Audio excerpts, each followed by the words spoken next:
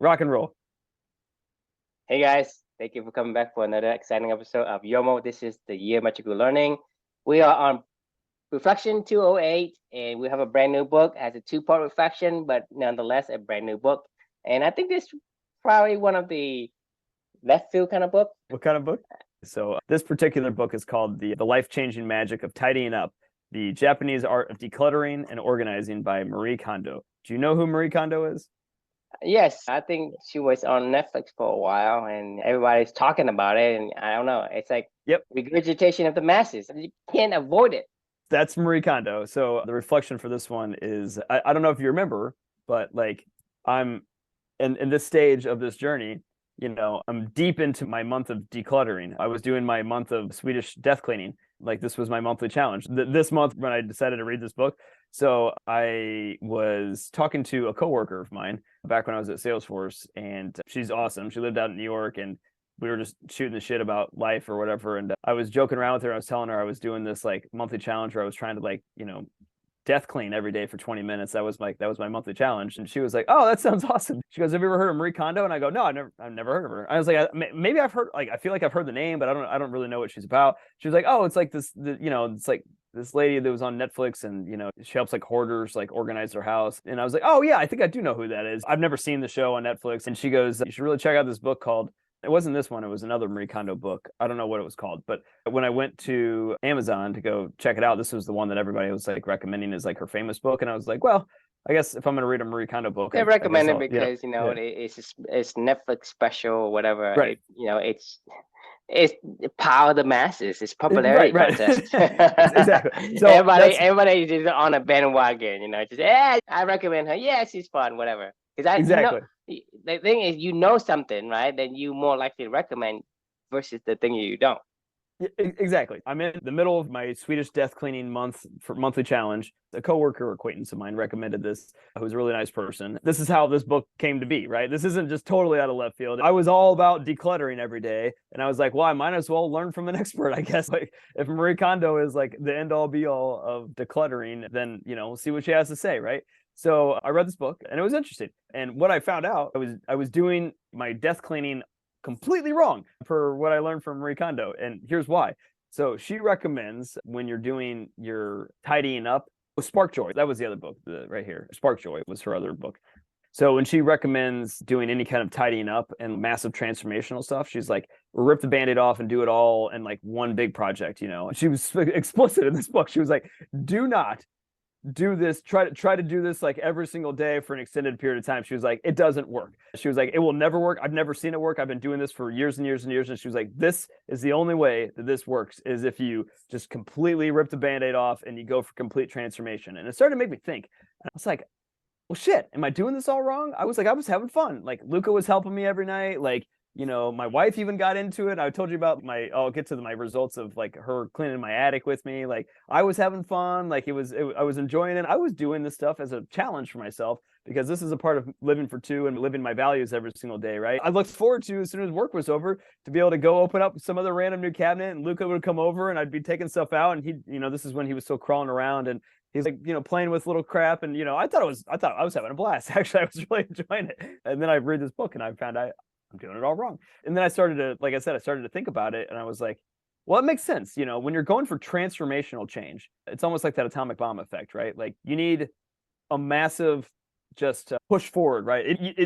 Things need to change just instantly. Like you can't have transformational change that drags out for a long period of time. I think it needs to be just really fast, and your paradigms completely change, right? And then all of a sudden you're like, oh, I have to adjust my new reality kind of thing. Like, and that's when the real work begins. But to do what she's talking about doing and breaking entire cycles of their entire life where they've come up to at that point in time and how they got to this incredibly cluttered home, you need to drop a metaphorical atomic bomb into their life and show them you can live a completely different way. In this regard, it would be a good atomic bomb. So for me, it made me start to think about like, why was this working for me the way that I was doing it? And that's the thing, is I wasn't going for transformational change. Like that wasn't what was the point of the whole entire project. I was going for living my values and living for two and living my purpose with my daughter. And like that, is the harder change, right? That's life. If you're looking for instantaneous, a big bang change, dramatic change, you need an instantaneous bang. When you're looking for lasting change, like you need daily consistent work that's got to be in alignment with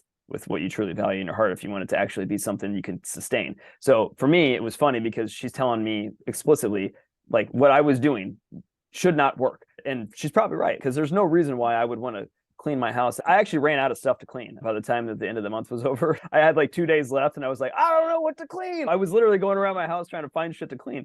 So that was a reflection. It all kind of just makes sense, you know, like about the instantaneous change versus lasting change. And that's about living your values every single day and like how you can make things sustainable going forward. So yeah, love to get your thoughts.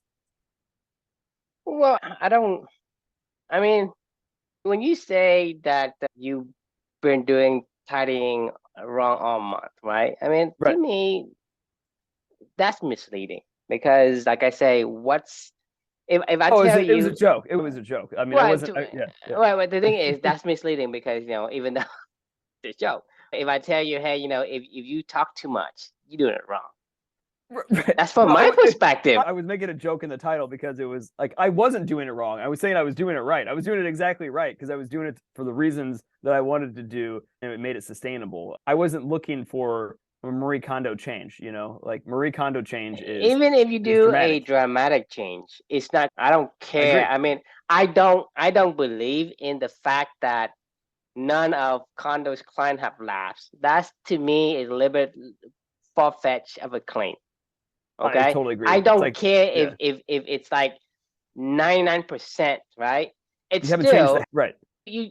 The habit only comes from the things that give you satisfaction, and the only thing that give you satisfaction is doing things that you are made to do, which is whatever you are. Like I can say, for you to say, hey, you know, coding and sitting and looking at code all day long, that's wrong. Right? And Right. the thing is, it, to me, my point is that every single thing that we do, No it is way.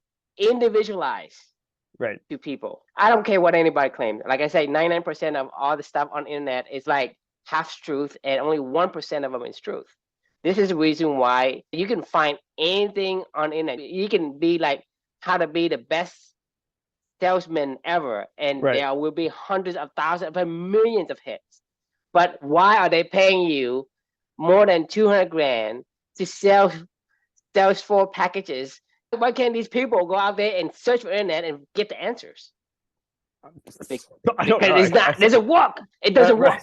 They would rather buy the package from Salesforce and then hire another like 100, 200 grand to get some guys who knows what they're doing to implement them. Right. Yeah. But they're paying hundreds of thousands of dollars to get you guys to implement the package they bought from you guys. And so why are these companies spending hundreds of thousands of dollars?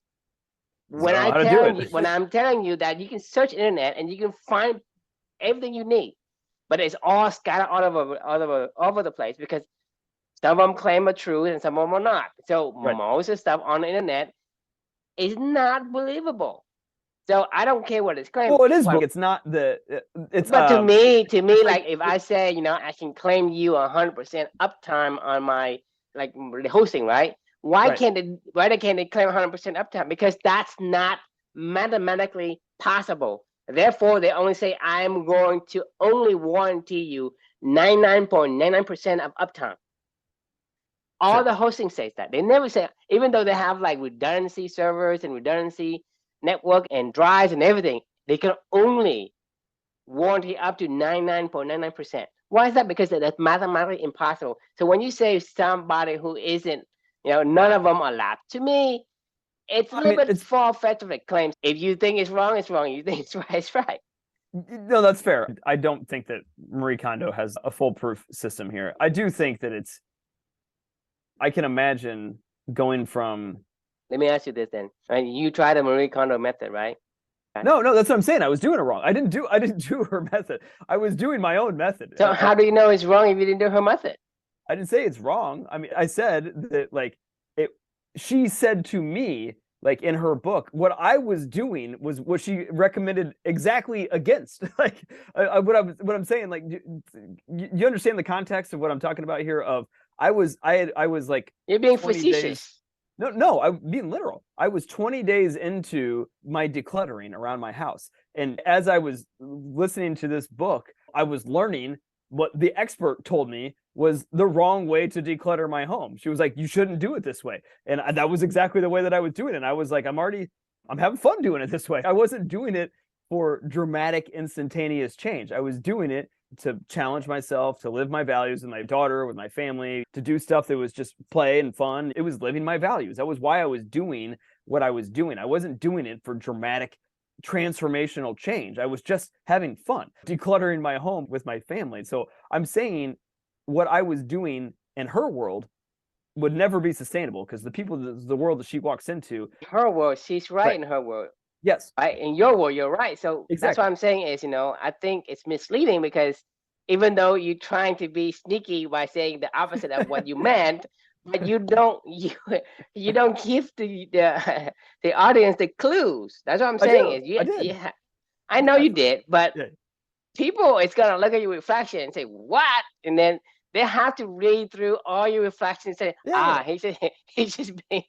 I was joking around. I was saying my plan was literally the exact opposite of what she would recommend. And I found a lot of fun and joy out of it, and it worked. So my point was, the end point of all this is if you want dramatic change, you need an instantaneous, complete bang, right? And paradigm shift. Like it needs to be something that's so dramatic that it shocks your system, right? Where you're like, oh my God, like how did this happen? Like I can't believe that my house looked like this before. Now my house looks like this after. I have a chance to maybe make this sustainable going forward. For me, it was I wasn't looking for some dramatic change. I didn't need to. My home isn't dirty. I think you should being fancy. Start with an instantaneous bang. Lasting change is a data consistent work, right? That actually reflection. That was my reflection. I just made the title funny. That's what I'm saying. Is this the first time that I've done a funny title? I don't know. I guess maybe it is. I don't know. Maybe it is, but like I said, for me is I'm too technical in a way when you say, this is the lesson I've learned. Turns out I've been doing it all wrong. People are gonna take you seriously. Not if they read it, they won't. They'll see what I was meaning by saying. Oh, well, that's okay.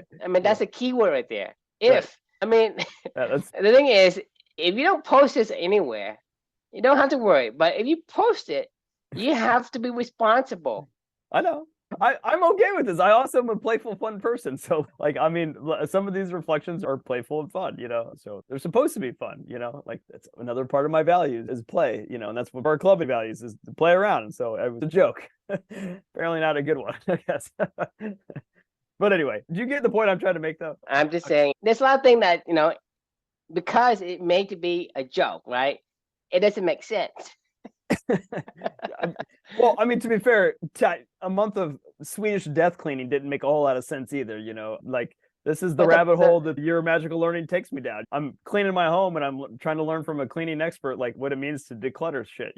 She had some good tips on decluttering, like how to organize some shit together. I took some of the tips from what she was saying. To me, I don't judge anyone's work, right? Right.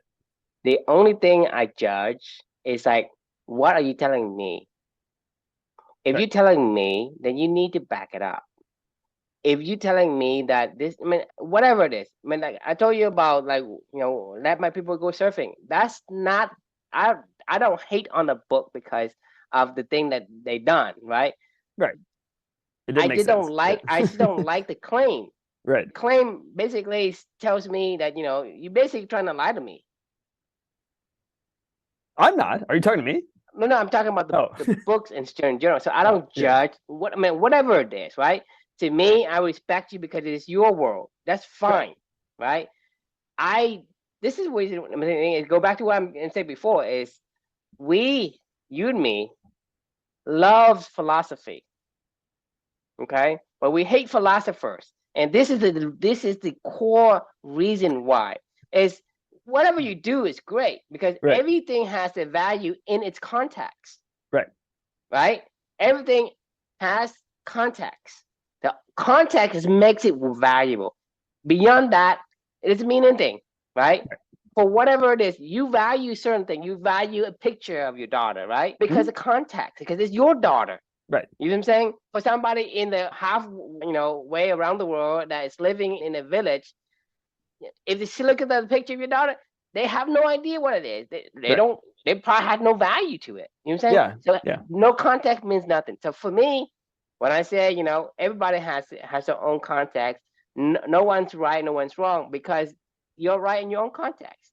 Yeah. But the thing is, any book or any influencer, once you have the power, you have the responsibility, right? Because if you using it for wrong, then you're abusing your gift. People trust you, give you the trust, and you abuse them. So a lot of people that's my pet peeve, right? When somebody need to claim something, then it needs to be truth in it. If you claim something that, hey, I just claim it because whatever, people can see through your. Are you talking about Marie Kondo? I'm talking about anyone. Yeah. But I mean, I guess, are you referring to Well, I didn't read her book, so I can't say anything. If you want to see a lasting change, to me, that sentence is completely I disagree with. I agree. I mean, clearly. I am taking from your context. Maybe I'm wrong, but from what I know today, you said right there. I'm reading it. Marie is adamant. Yeah. That the little by little consistent approach will never work if you want to see lasting change. So based on that, I'm judging her. Yeah. I'm judging her that she is wrong. It's not in the right context. Maybe it works for her. I'm not going to deny that it works for her. I will deny that it's going to work for me and maybe not work for you. I know for a fact that it's not going to work for me. I agree. But her paradigm of what she sees of her clients are people that are purposeless and a mess. She walks into a total shit show. I understand where she's coming from. I can understand where that would be her paradigm, where she's like, these people have no direction. They don't have habits. They don't have values. Probably. Yes, they do have habits. Well, sorry, they have habits. They probably clearly don't have clear. I mean, the people that she gonna help with decluttering again. That's just the way it is. Without the mental mindset, right, you will be exactly what you think inside. I mean, it's like a drug addict or something like that. Like if you're doing heroin, a drug, you're gonna come back to it. I don't understand how she can claim a 0 recidivism rate. Based on what I know about her through you, I disagree. Right? You see that? So I agree with a lot of the thing that you said she claimed. And to me, that kind of get me off the edge there, because apparently she is a influencer of sort. I mean, when she says something, people are going to pay attention, and she's using her power to push all these messages, and it's not correct for most people. Maybe correct for some, but not for most people. And for her to say, it will never work for anyone, and all of my clients are the same, blah, blah, blah. That to me, it's dangerous. Because the thing is, well, to be fair, let me ask you this question. I wouldn't hire Marie Kondo to crucify Jesus Christ. I mean, you want the guy that sentenced him, or I don't know who crucified Jesus Christ? Pontius Pilate? Do you want me to release this thief, or you to release this so-called king of the Jews? Are you saying the people? The Jews? The chosen people, the Jews, crucified Jesus Christ. Why is that? It's because somebody in power say that this person is bad, regardless of whether or not there is evidence. What evidence? Did somebody in high power say some fucking shit to get this man crucified? And when somebody has the influential, like Marie Kondo or somebody celebrity, you be careful and be responsible for what you say. Well, hang on, real fast. Like, I've never seen her show. Like I've said, I don't know anything about Marie Kondo. I did read a book, but I also have to say, like, in her defense, I'm not her client. I would never hire her because my house doesn't need to be decluttered. Even though there were certain areas of my home that I clearly wanted to do some decluttering just for my own self, but it wasn't like my home was a shit show. Thousands of people is going to try to not to do the little by little consistent approach, because she have said that it never worked. Therefore, they're going to do exactly what she told. Not, let's say Maybe. 7% of the people who watch tries to believe in her concept. This is the reason why Hitler is able to kill 6 million Jews, because people sometimes they take contact stuff out of context, right? And especially the people, and especially now today, I am warning you. I'm warning all the viewers. You need to do your own research. Figure out whether or not what we say is truthful. Do your own research and find the claim for yourself. Same thing for everybody else. I am not telling you to do anything. I'm telling you, you say, go and do your research on yourself. I am giving you a little hint. Say, hey, look over there. I'm not telling you this little shiny bar that has, this size and this whatever, it has this word written on it. Go find it. This is the path. This is the key. This is key. Has this notch, that notch, whatever. I cannot give you that because this is my key. This is what I'm saying I have. For you, I'm telling you, it has to be individually for you. I'm not going to tell you that, hey, do this is going to work. Because, like, for example, I'm a meat eater, right? Because my body doesn't like plant. So when I have a massive transformation, when I quit eating plant, that's true, and I am completely almost cure my diabetes. I don't take my more medication. My blood sugars used to be getting 300, even with medications. Now I'm eating meat only, right? But my sugar is like in the 100, right? In a low 100, meaning that I'm like barely diabetic without taking medication. So within 3 months, I was able to do that after 20 plus years of suffering of diabetes. So for me, that transformation should have given me the ability to go out and say, hey, you guys need to stop eating plants. That's Okay? true. Because for me, that's me. For you, if your body needs plant, then eat the damn plant. Don't eat the meat like me. Even though it's a damn transformation for me in 3 months in just stop eating plant. But the thing is, I'm telling you that for you, your body's different. I'm not going to tell you not to stop eating plant and go eat meat, right? Yeah, you make a really good point. So, if that transformation doesn't come out and proclaim to the world, right? Plant is toxic because it's toxic to me, but I can't say that for you. I can't say that for other people. Right. And that's my point is you can say, well, it works for me. Doesn't mean it works for you. So when you have the influence and the power, right? Your power could shift and change the world for good, for bad, because you can, kill people like Jesus Christ, or you can kill like 6 million Jews because of your word alone. I don't know that Marie Kondo and her tidying is necessarily on the same level, but I get where you're coming from. It derails what I'm telling people. You want something to change. It has to be changed organically. That means you have to change from the inside, the mindset.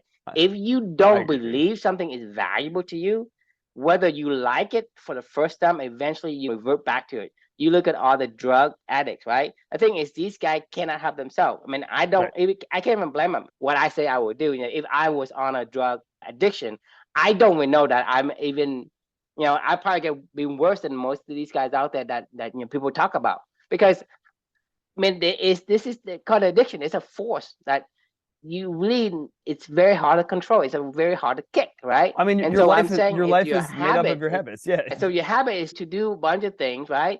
Whether or not. So the thing is, you are delusional if you think that to change like this, it's going to keep it going, and you're going to be disappointed, and you're going to be in a worse place than you were before, and you may be in a depression state. And so I'm warning you so that you don't get yourself stuck in that rut by listening to some, I don't know, crap. I'm just saying that you read the book. I may be wrong, and I'm sorry if I'm wrong, because based on what you say, right? It's not fair to say she is. I'm just saying based on what I know from what you say, maybe somebody else wrote a book for her. She may not be that person. But regardless, you have to be cautious of the things you see. And whatever people, I mean, you go on TikTok and people show you tricks on how to do certain things, right? There's like hundreds of them out there. There's like 20 of them who work, and then there's 8 of them just lie. You know what I mean? Because people just want to get views, and they will actually fake something. Even like there are some great people who do trick shots. There's some people who are really good at it, right? But that's like 1 in 100. So 99% of them just basically fake the video to do the trick shot or whatever. So Right. that's what I'm saying. It's 99% fake and 1% truth. You have to find out which is which, because if you follow the wrong one, it could be bad for, it could impact you negatively, and it could Right. put you on a spiral downward. Did you ever watch The Biggest Loser? You know what I'm talking about? I don't watch it, but I know what it is. People trying to All right. lose weight, right? The result is that on average, participants regained 70% of the weight that they'd lost, although they did keep off 30% of it. Right. People trying to lose weight. They're doing- like extremely obese people. I mean, you know, they weigh 450 pounds or something like that. And then by the end of the show, I forget how long the show is, maybe like 10 weeks or something like that. I can't remember, but by the end of the show, they're like 200 pounds or something like that. You know, Yeah, they've it's very lost- dramatic change. It's but to going back to your point of the habits are what really always matter, the inputs. Yes, they did change their habits during that transformational change. And yes, they did shock their systems. And yes, they did see what life could look like, and they liked what they saw. But like a lot of them, they can't help it. I think Right. it's not that they don't want it, right? Because people want it. It's just that, I mean, you have to understand that a lot of time for it's what comes after the transformation is what matters most. Like, I mean, it doesn't even matter. The transformation is important, but what you do after that is way more important than the transformation. But in my I'm opinion. telling you that people are more depressed after they lose the weight, because what they are very, very conscious that they're gonna go back to where they were before, right? And they are very, very depressed. Well, they're in an unnatural environment. They're at a place where It's not who they are, right? You change the habit, and Right. to me, that's wrong. Because habits require willpower to get there, and willpower only goes so far. So habit value-driven habits. So the thing is, habit is part of it, right? I mean, you need to change a habit, but how can I keep the habit? It's got to be a value-driven habit, is what I was. Do you know it? And then that's go to another step before that. The values give you the understanding, the mindset that creates a habit. The habit creates the results. Right. This is the steps that I take, right? You look at me. I told you that I told you that because my family for generations have been drinking coffee. We have a coffee plantation. I drink 8 cups of unfiltered coffee a day, and I can go to sleep like 15 minutes, right? I've been drinking it for what, 30 plus years, probably more than 30 years, right? Since, you know, when I was able to drink, which is like 10 years old. Because my family drinks coffee. I made coffee for my dad when I was like 5 years old. So I am pretty much like indulge coffee for so long. My genes knows it, and it's like coffee, like a little bit of coffee. They call it Vietnamese coffee. I mean, anybody who drinks Vietnamese coffee would know what I'm talking about. The Vietnamese coffee, they will keep you up for 3 days. Yeah. But I can drink these coffee like 3 or 4 cups in a day and has no effect on me. This is how much I'm addicted to coffee. Okay. In my 30, in the 20, late 20 and 30, I tried to quit coffee. I went into withdrawal, like a drug addict went into withdrawal. I cannot function at all. Okay. I cannot do it. And I did that for like a month. I quit coffee for a month. It was the most miserable time of my life. I miss it. I want it. I can't function without it. I'm lost. I'm basically a zombie if I don't have the coffee. And I've done that for 3 months. It was miserable, and I was depressed, whatever.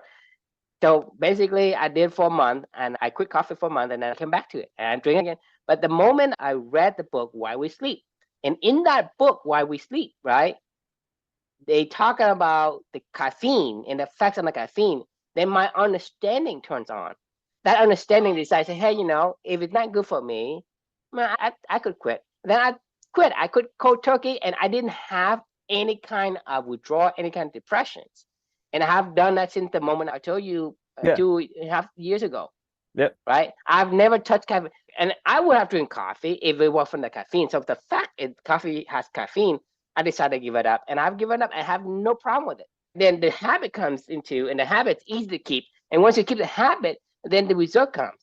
Yeah. But what's to me, I want to point out the most important part is the core values in front of the understanding, because the core value makes my understanding understand what's valuable to me. I value health because I have bad health, right? So I want good health. So when I read the book, I saw the understanding of this value because of my core value of having health, that Right.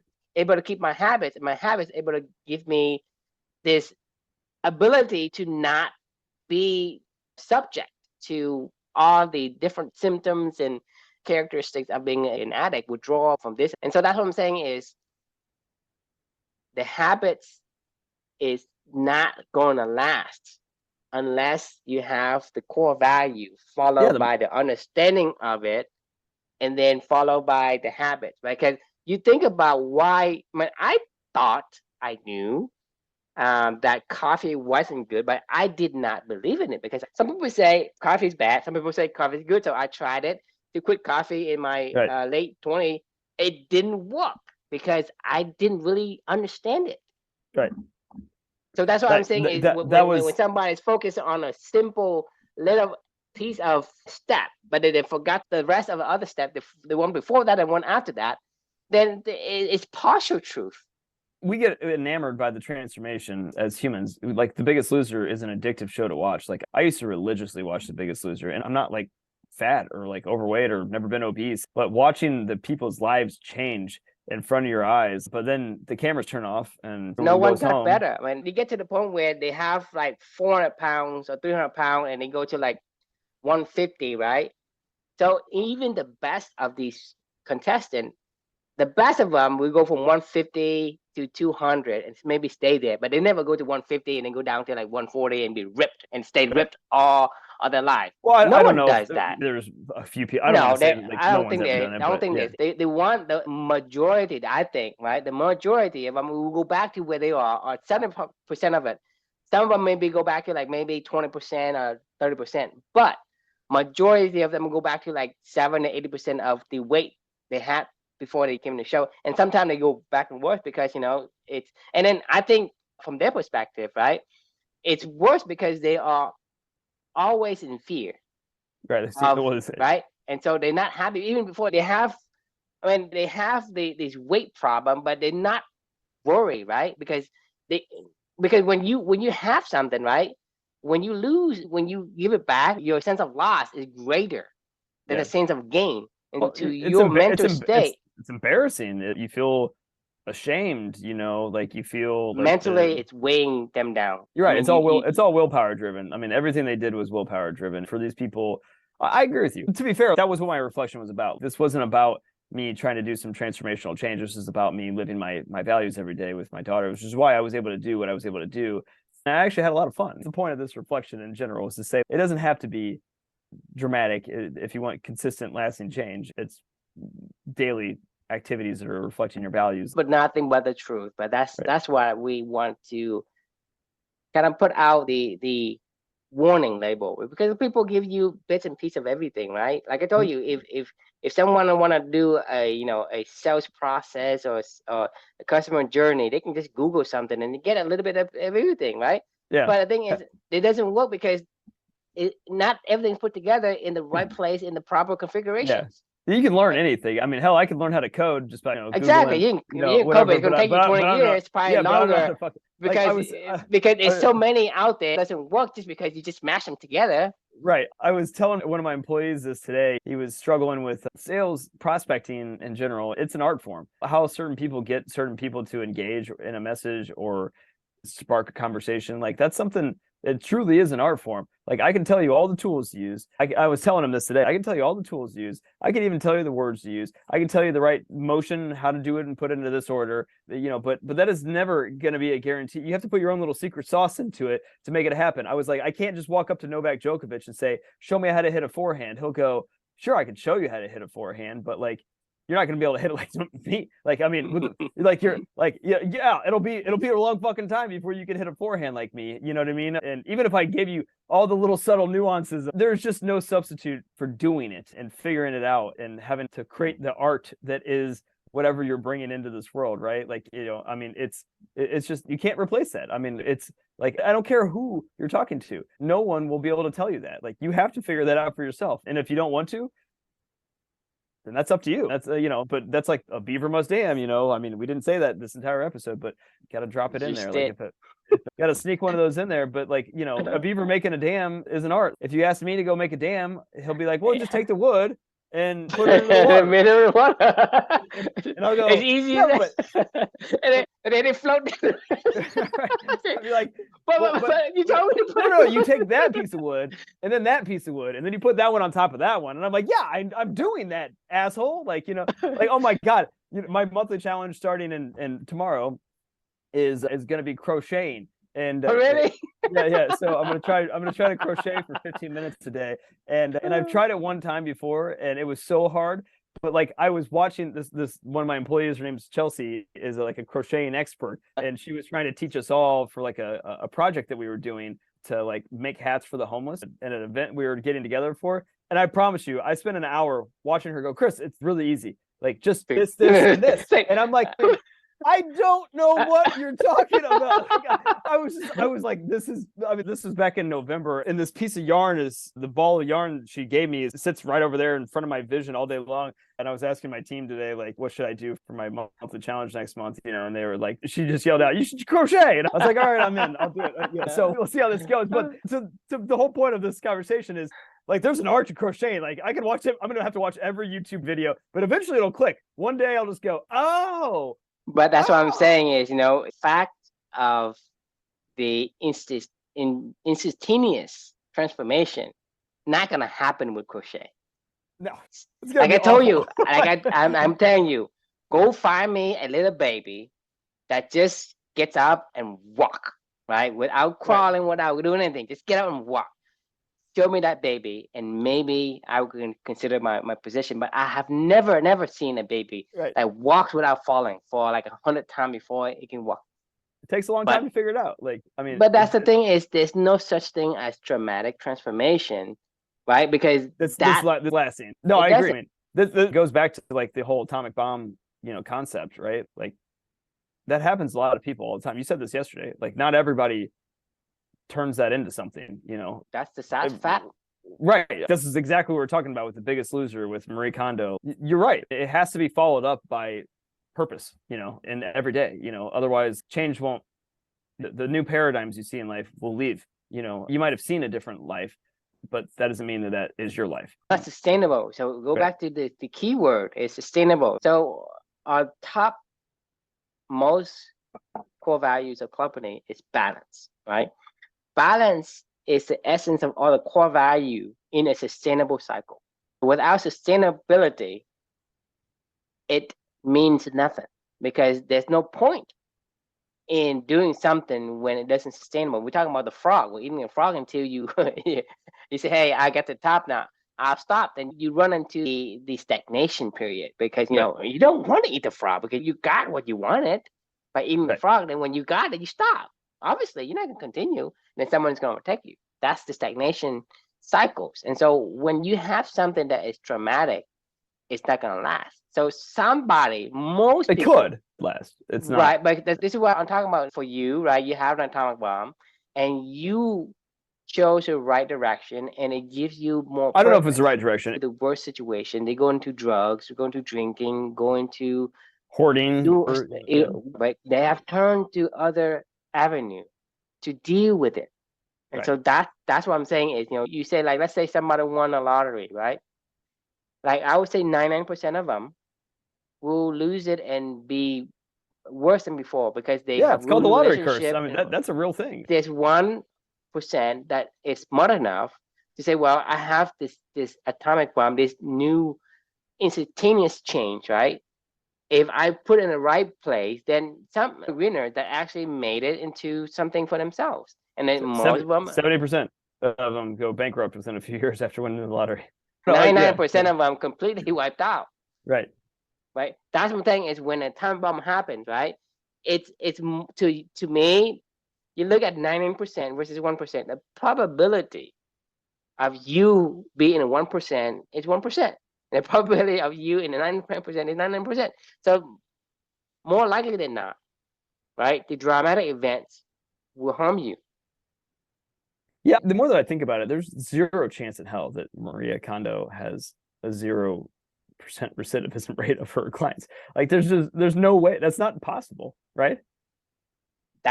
I'm just speaking from a mathematically perspective, right? It's I'm- not possible. It's I- impossible to have 100% unless it's just one client. right. Yeah, I don't know. I mean, that's weird. Anyway, all right, we got to cut this one off for the night 'cause we're way over time. I got to go to bed. But that was fun. That was an interesting one. We got a part 2 tomorrow on the life-changing magic of tidying up. So look forward to talking about that one too, because it did spark some thoughts in my head. That's a good thing. I learned from this book. That's the point, right? All right. So the question we can leave with everyone is, what do you need at this time in your life? A dramatic paradigm shift or daily consistent action in alignment with your values? It's the values. Values is Yeah, the yeah. one. And it has Yeah. nothing to do with like daily actions or anything. It's values. Because once you have values, it drives daily. The universe will conspire to get you to play tennis. If tennis is what you love, you're not gonna reject it. But when people invite you, you say, "Yeah, I'll go." Right? Yeah. That's what I'm saying. Is I don't really care. Right? A lot of steps. Look at the beginning. The beginning will actually make a waterfall. It will continue to trickle down because once you find the core values, that thing you love to do, right? You want to do more. So it's gonna be daily. It's gonna be like hourly. If it's something practical, you can do Right. that hourly. You can do even second, like breathing. Like I told you, stop breathing for a minute and see how you feel. Well, so it goes, if you got to be addicted to something, be addicted to something that you really care about, that takes your life in an upward spiral versus a downward spiral. And that's kind of the key to all this, right? Is we're all addicted to something. You might as well be addicted to something that's what you really care about at your core. So awesome. All right. That was fun as always. And we will see you all tomorrow. Yeah, we'll do part 2 of 2 tomorrow.